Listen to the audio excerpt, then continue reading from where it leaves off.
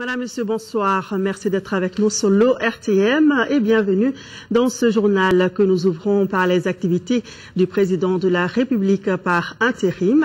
Djankouna Traoré a reçu ce matin en audience le représentant résident de la Banque mondiale au Mali, Ousmane Diagana. L'audience a duré une trentaine de minutes, mais rien n'a filtré de l'entretien.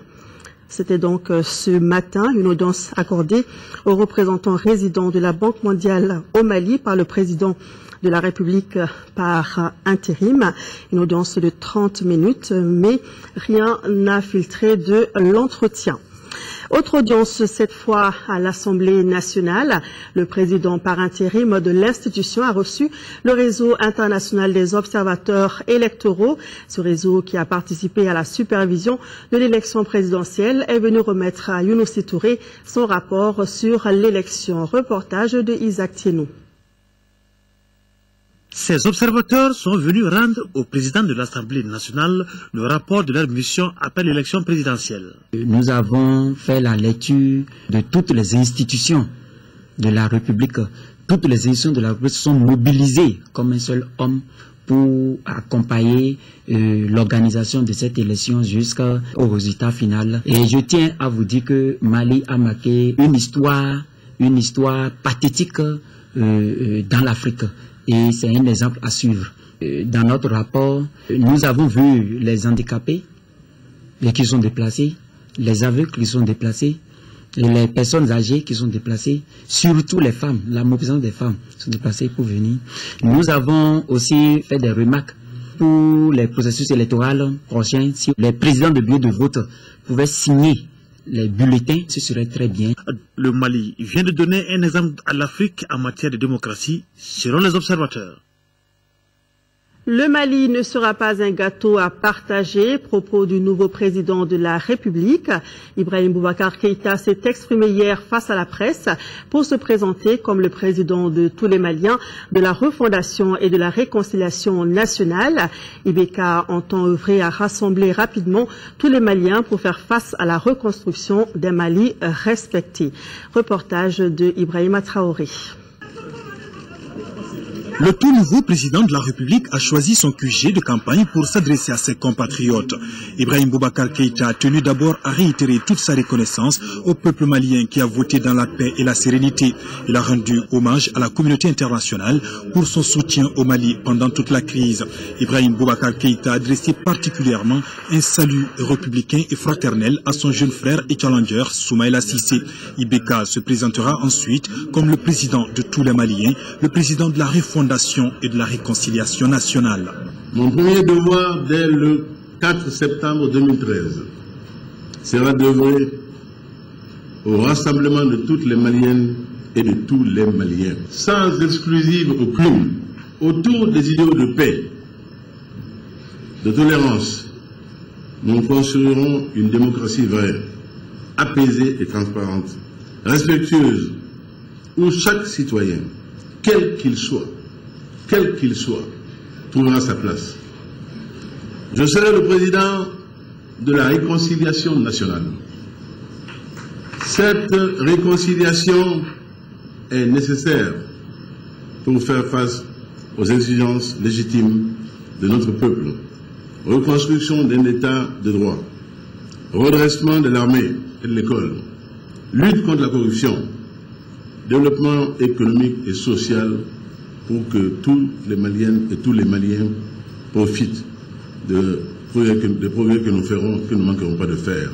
Ibrahim Boubacar Keïta mesure l'énorme espoir et les grandes attentes de ses concitoyens. C'est pourquoi il s'est engagé à servir rien que le Mali. La fermeté, selon lui, sera un passage obligé pour faire face aux défis de l'heure.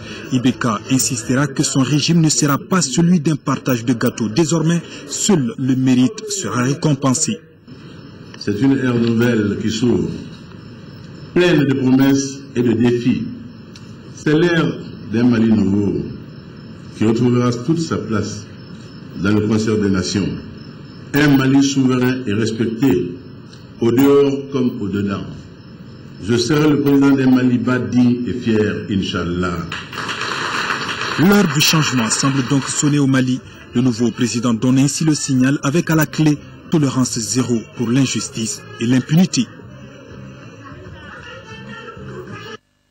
Ces messages de félicitations au président Ibrahim Boubacar Keïta, le Parti pour la solidarité et le progrès PSP, l'UNTM, le SNEC, le mouvement Koutiala en avant Mouka, la coordination des associations des jeunes de la région de Tombouctou à Bamako, la coalition des associations de demandeurs d'emploi du Mali, l'association des diplômés, initiateurs et demandeurs d'emploi, le Conseil national des ordres professionnels du Mali, l'Union des femmes du Mali pour les droits et la dignité Mousso Benkan, le mouvement national des femmes pour la sauvegarde de la paix et de l'unité nationale, la Fédération des réseaux de femmes africaines pour la paix, la coalition nationale de la société civile pour la paix et la lutte contre la prolifération des armes légères, l'association des fonctionnaires et diplomates à la retraite du ministère des Affaires étrangères et de la coopération internationale,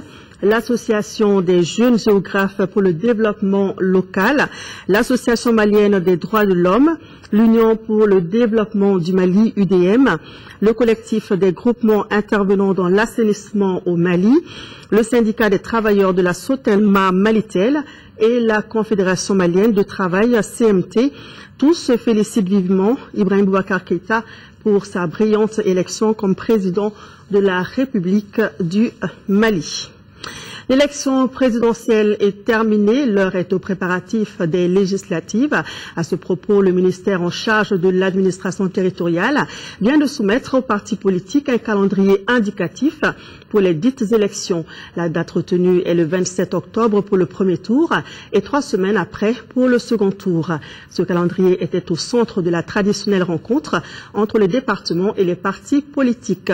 Quels sont leurs avis sur le sujet? La réponse dans ce reportage de Bourama Traoré. Après l'élection présidentielle réussie et unanimement saluée par les observateurs, un autre défi pointe à l'horizon, celui de la bonne organisation des élections législatives. Sur le sujet, le ministre en charge de l'administration territoriale rencontre les acteurs politiques. Il s'agit de débattre du calendrier proposé par le département de tutelle pour la tenue de ces élections de proximité.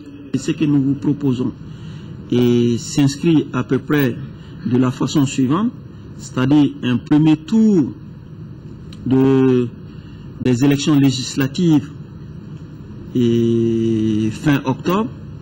Nous nous projetons exactement sur la date du 27 octobre avec la possibilité de faire 3 semaines plus tard le deuxième tour des élections législatives dans les localités où un deuxième tour va s'imposer. En voulant organiser rapidement les élections législatives, le gouvernement du Mali veut tourner définitivement la page de la crise institutionnelle. C'est ce qu'a expliqué le ministre Moussa Senko Koulibaly. Mais sur le calendrier proposé, les avis des représentants des partis politiques divergent. Une des grandes observations émises par l'URD, c'est qu'il faut obligatoirement tenir compte de la situation sécuritaire de ce pays. Il faut tenir compte du fait qu'aujourd'hui, nous avons beaucoup de nos populations qui sont réfugiées à l'extérieur. Et je crois, en tant que secrétaire politique, je ne peux pas conseiller à mon parti d'aller aux élections dans ce cadre-là. D'accord si les conditions sont réunies, car il y a des problèmes qui ont été soulignés et on a dénombré, comme vous le savez aussi bien que moi, que 400 000 personnes ont fait des bulletins nuls, que beaucoup de milliers de Maliens n'ont pas encore obtenu leur carte Nina et qu'il y a des électeurs qui n'ont pas été inscrits et nous croyons que si ces difficultés ont pu être corrigées et nous croyons que l'administration est en pied d'eux pour les corriger, que c'est tenable. Tenable à condition que chaque acteur joue véritablement le jeu. Au niveau du ministère de l'administration territoriale, on travaille déjà à corriger les irrégularités et les insuffisances constatées lors de la présidentielle. Car ici, on est convaincu que l'organisation des élections est un processus en constante amélioration. Ça veut dire que nous tenons tous à ce que l'outil que nous avons façonné depuis des années, l'outil électoral, que nous tenons tous à l'améliorer. Et je pense que le ministère s'inscrit parfaitement dans cette logique. La DGE, la CENI. Essayons de nous assurer qu'à tout moment, le processus est suffisamment juste le processus est suffisamment transparent, le processus est suffisamment équilibré pour permettre des élections libres, pour permettre de respecter la volonté des citoyens maliens. Pour moi, c'est ça le plus important. Quand le ministre Koulibaly de conclure par cette assurance, le département de l'administration territoriale, dit-il, reste attentif à toutes les propositions visant à améliorer le processus électoral au Mali. Nous nous intéressons à présent à la circulation des armes légères, un sujet qui préoccupe les autorités du pays. Une vingtaine de femmes étaient réunies ce matin autour de la question. C'était au secrétariat général de la présidence. Il s'agissait pour les initiateurs de donner plus d'informations aux femmes leaders sur la problématique de la circulation des armes légères. Alpha Maïga. Au Mali, la circulation des armes légères constitue un problème qui retient l'attention à plusieurs niveaux. Pour lutter contre le phénomène, chacun doit jouer sa partition. Les femmes qui sont la base de la cellule familiale l'ont bien compris. D'où l'initiative de la trentaine de femmes leaders de se retrouver autour du sujet. C'est pour mettre l'accent sur le rôle que la femme doit jouer en tant que maîtresse de la cellule familiale, base de la cellule familiale, sur l'éducation des enfants d'abord, contre la violence armée, l'éducation des enfants, pour qu'ils aillent à l'école, pour qu'ils ne soient pas dans le circuit de la violence. Il faut rappeler que le Mali était récemment confronté à des mouvements de rebelles et de djihadistes au nord du pays. Ceux-ci ont renforcé leur mode d'action pour ce qui concerne par exemple les mines sur les axes routiers, ou à proximité des localités qu'ils avaient occupées. Ce qui fait que la Commission nationale de lutte contre la prolifération des armes légères reste confrontée à un sérieux problème d'identification des armes. Il faut que les armes soient marquées, qu'au niveau de la Commission nationale, selon la Convention, nous devons savoir quelles sont les armes qui sont détenues au niveau de l'armée de terre, quelles sont les armes qui sont détenues au niveau du stock du ministère des Finances concernant les douaniers. Quel est le niveau de stock au niveau de la gendarmerie? Le secrétaire général de la présidence, Ousmane Sy, au nom du président de la République par intérim, a insisté sur quelques points. Le premier point, pour moi, c'est l'ampleur que prend aujourd'hui dans le monde et dans notre pays ces questions de prolifération d'armes légères de petit calibre. Deuxième point que je voudrais apporter, les conséquences que cela a sur notre sécurité. Après les femmes leaders, d'autres couches sont concernées dans les jours à venir. Nous restons avec les femmes leaders du pays. Elles étaient ce matin face à plusieurs femmes ministres et députées autour de la plateforme de veille des femmes. La journée a été mise à profit pour mieux connaître les actions de la plateforme et pour proposer des stratégies pour l'émergence politique des femmes. Aloussene Touré. Espace de rencontre et de veille démocratique, la plateforme des femmes pour les élections sans violence et équitable est créée depuis le 15 juillet 2013 et a à son actif plusieurs réalisations. Des résultats considérables ont été engagés. Je veux citer ici le recueil des engagements des candidats aux élections présidentielles. C'est d'ailleurs dans ce cadre-là que la plateforme de veille des femmes a eu l'honneur et le privilège de recevoir des candidats à l'élection présidentielle. Il faut également noter l'organisation des exposés sur les thématiques telles que les facteurs qui entravent l'émergence politique des femmes, qu'est-ce que les femmes ont à gagner ou à perdre dans une élection. L'exercice de ce jour consiste à mettre en synergie les réflexions des femmes ministres parlementaires et les femmes leaders, des contributions qui devront permettre d'identifier des voies et moyens en vue d'encourager l'émergence politique des femmes. La rencontre de ce matin nous réunit autour d'un échange de vues entre vous, les femmes ayant occupé ou occupant des postes de prise de décision, avec les femmes leaders, dans le but de tirer un profit de vos riches expériences. Le groupe pivot droit et citoyenneté de la femme demeure convaincu que cet entretien profitera davantage à l'atteinte des objectifs assignés de la plateforme. La participation de la femme malienne dans la vie publique est cependant moins élogieuse à en croire les intervenants. Comment comprendre? Comment expliquer que les femmes ne représentent que 10% des membres du gouvernement?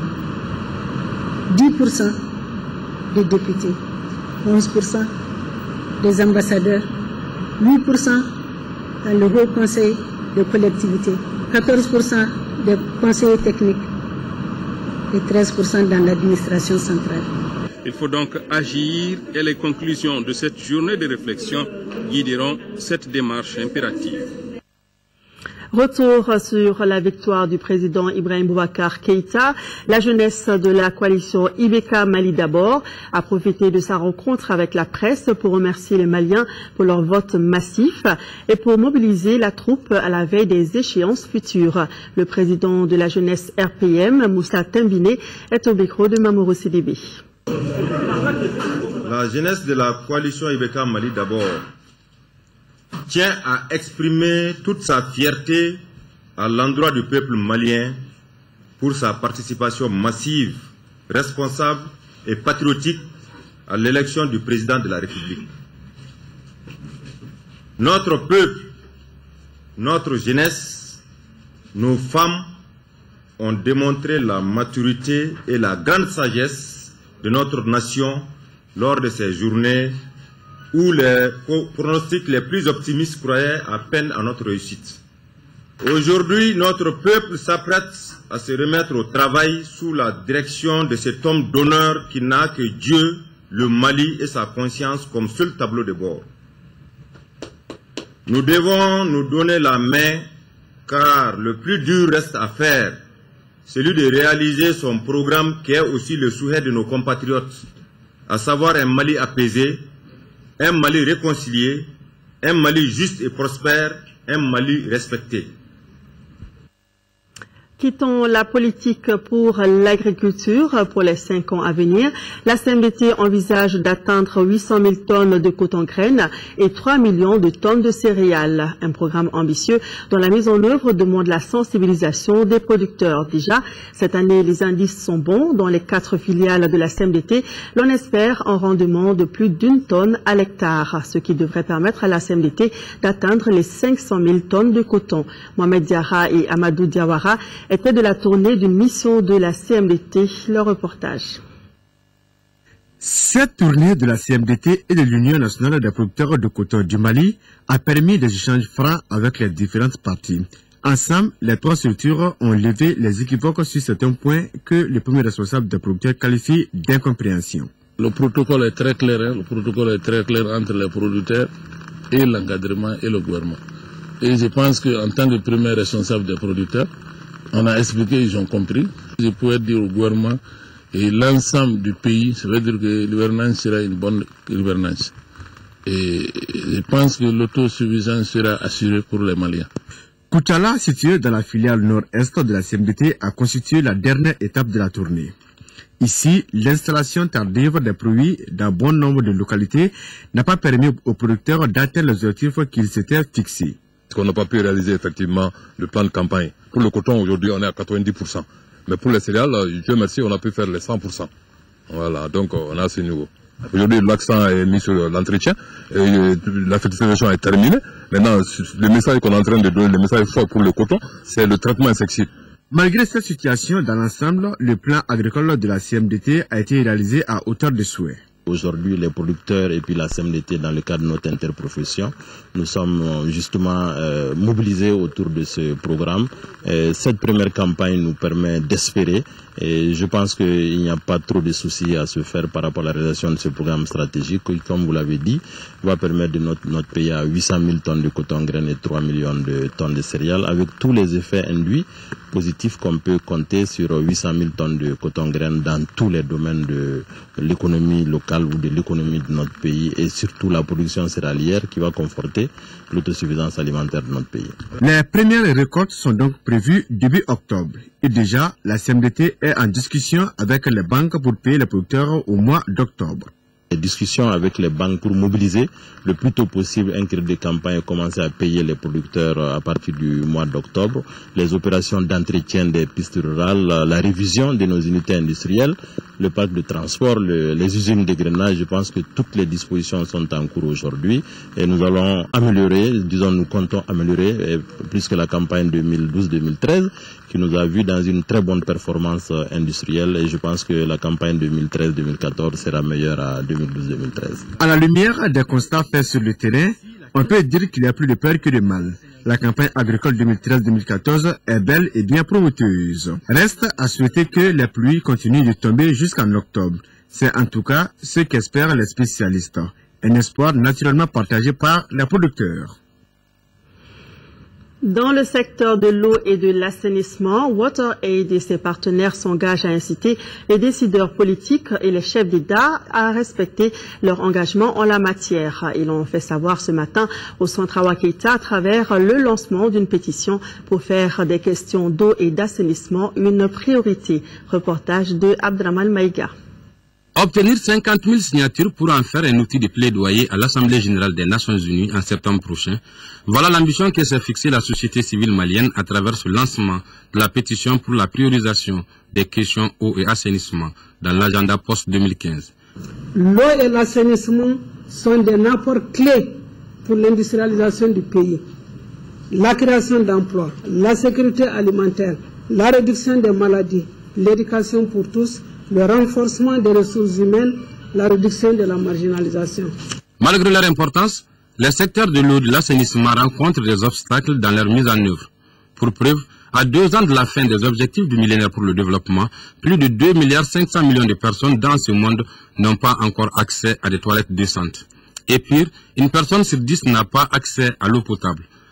Au-delà de l'approvisionnement ou de l'accès à l'eau potable, il y a encore les questions d'inclusion, les questions d'équité, les questions de durabilité, les questions de qualité qui restent posées.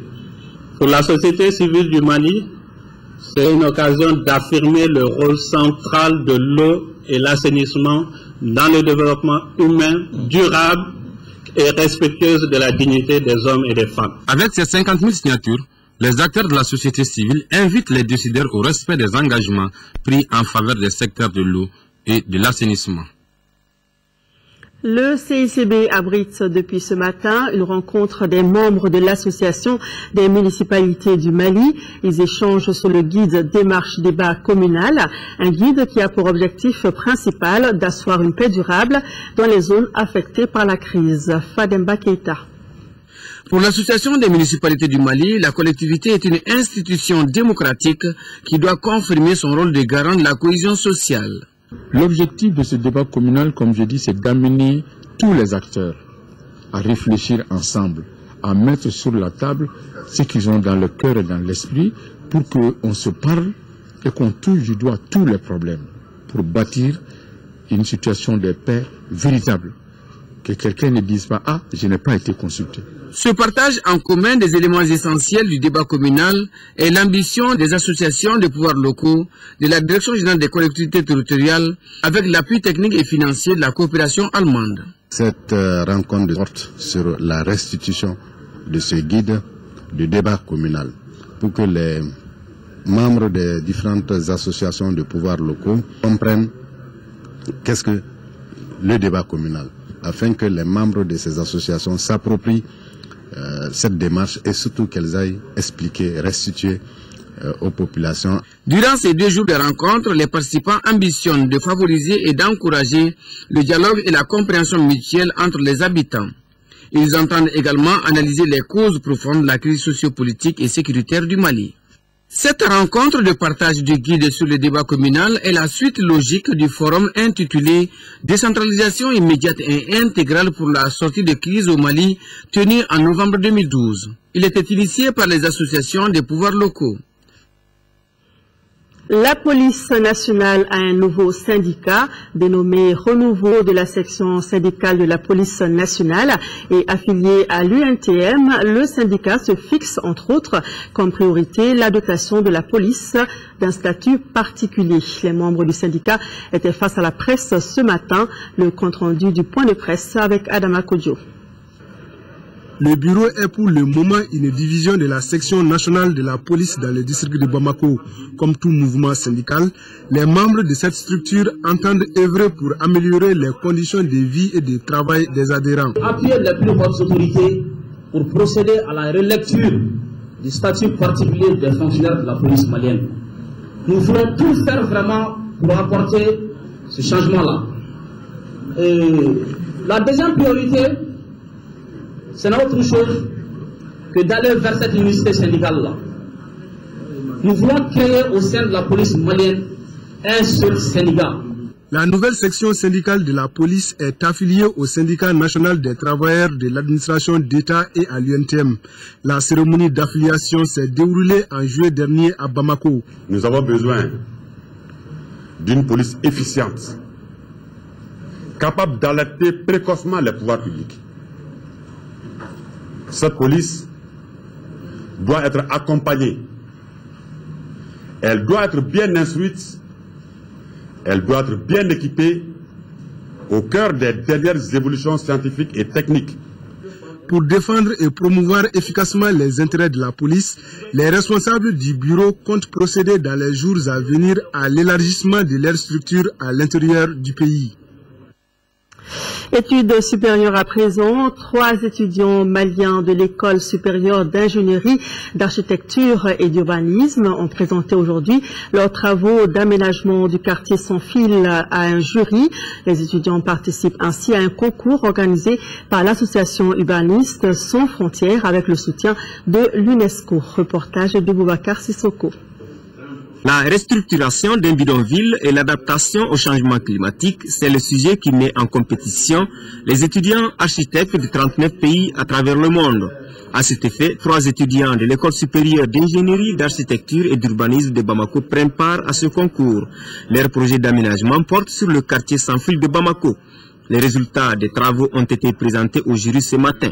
Le choix du quartier TSF, parce que pour nous, TSF, c'était déjà un quartier dont nos étudiants première, deuxième et troisième année ont travaillé pour pouvoir dégager ce qu'on appelle les problématiques liées à ces quartiers spontanés. Ça nous a permis de créer des liens avec ses habitants et l'administration qui s'occupe de ce quartier. Donc on avait plus de facilité dans le contexte de documentation et puisqu'on connaissait le lieu aussi. C'est déjà de toucher du doigt un problème réel de nos villes et aussi de pouvoir s'imprégner dans la communication et dans la recherche dans une réalité donnée par rapport à un travail d'architecte ou à un travail d'urbaniste. Le lauréat du Mali présentera son projet à Paris en décembre prochain devant un jury international. Si son projet est retenu, l'ONG Urbaniste Sans Frontières aidera à réaliser l'aménagement du quartier sans fil de Bamako. Bonne chance aux étudiants. Santé en 4e région, l'hôpital Nianakoro Famba de Ségou vient de bénéficier d'un bloc de transfusion sanguine et d'un important lot de matériel et équipements médicaux. Cette action est l'œuvre d'une ONG américaine en partenariat avec le projet Village du Millénaire et le Centre national de transfusion sanguine de Ségou. La correspondance de Fousséni Samaki. Un ouf de soulagement pour les patients de l'hôpital Nianakoro Famba de Ségou. En effet, ce centre hospitalier vient de bénéficier d'un bloc de transfusion sanguine. Ce joyau architectural comprend une salle d'attente, une salle de consultation, une salle de prélèvement, une chambre froide, un magasin, une toilette accompagnée d'une centaine de matelas et autres accessoires. Ces matériels offerts par l'ONG américaine Physicians for Peace à travers le projet Village du Millénaire va certainement améliorer les prestations de l'hôpital et les conditions sanitaires de nos populations. Il faut cependant noter la baisse considérable des poches collectées de 2012 en 2013. Cela interpelle chacun d'entre nous et fait appel à notre cœur pour voler au secours de nos concitoyens se trouvant entre la vie et trépas.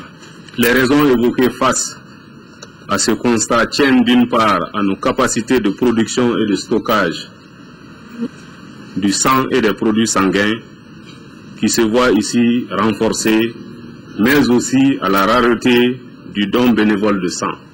En coupant les rubans symboliques, le gouverneur de la région a invité les populations ségoviennes à accompagner ces centres de transfusion sanguine.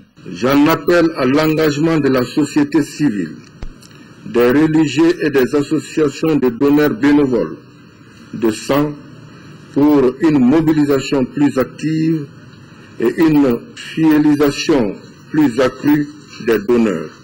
En guise de test, les gendarmes de Ségou ont fait un don de sang à ces nouveaux blocs pour sauver des vies humaines. Rendons-nous en 8e région. Dans quelques jours, la ville de Kidal sera fournie en eau potable. La bonne nouvelle vient de la SOMAGEP et du CICR. Et pour voir comment les travaux se déroulent, les autorités régionales se sont rendues au niveau de toutes les unités de traitement d'eau potable de Kidal. Reportage de Thieboko Sagara.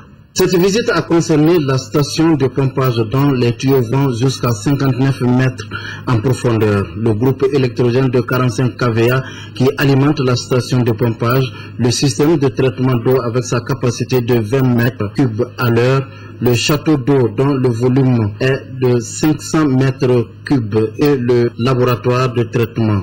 Toutes ces unités rencontrent aujourd'hui des difficultés énormes.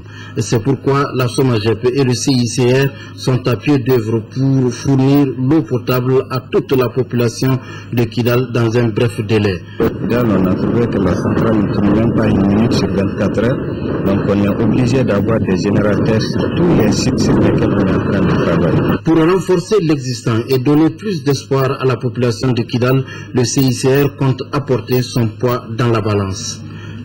Nous allons faire notre possible en collaboration avec les services de l'État, la SOMAGEP en particulier. Ce que nous avons déjà entrepris, c'est le soufflage et le développement de certains forages les plus productifs, l'achat des pompes qui sont déjà à Kidal, l'achat des générateurs qui est en cours au niveau des Bamako qui vont arriver très bientôt, et aussi l'achat des pompes dosées pour le traitement de l'eau. Ça, c'est des actions qui sont en cours aujourd'hui. À Kidal, sur les 10 forages existants, la SOMAGEP compte mettre en marche les 6 pour fournir l'eau potable dans un rayon de 17 km. Nous avons espoir que si nous sommes plusieurs, que nous avons l'eau potable dans la ville de Kidal. Un mètre cube d'eau à Kidal aujourd'hui coûte 750 francs en 1000 francs. Donc alors qu'avec la fourniture de l'eau, même quand le DEN faisait payer, c'était à 113 francs. Donc vous voyez la différence. Et puis la disponibilité de l'eau. Donc s'il n'y a pas d'eau, vraiment il n'y a pas de vie. Donc vraiment la satisfaction entière, elle est aussi justifiée. Avec la fourniture d'eau potable et le retour effectif des services techniques, Kidal retrouve son visage d'antan. Sport afro-basket masculin en Côte d'Ivoire. Le Mali a raté sa première sortie hier devant le Nigeria 59-74.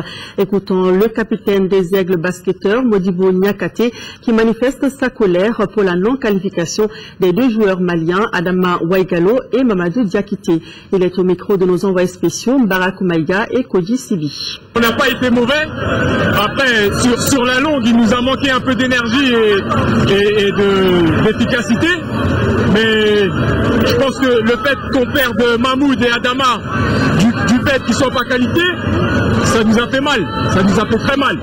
Parce que c'était 2 joueurs majeurs quand même. Et contre le Nigeria, on a besoin de tout le monde. Et ça, c'était deux joueurs physiques de qualité qu'on avait besoin sur le terrain. Et là, avec le Nigeria, on sait très bien qu'eux, ils épuisent. Et on avait besoin de tout le monde. Mais sinon, je pense qu'on est resté concentré dans le match jusqu'au bout. Et on a donné tout ce qu'il fallait. On a donné tout ce qu'il fallait. Justement, ça a été une débauche d'énergie. Aussi important. Bon, il nous reste, de toute façon, demain, on a un jour de repos. Après, on est tous humains. On va prendre ce jour...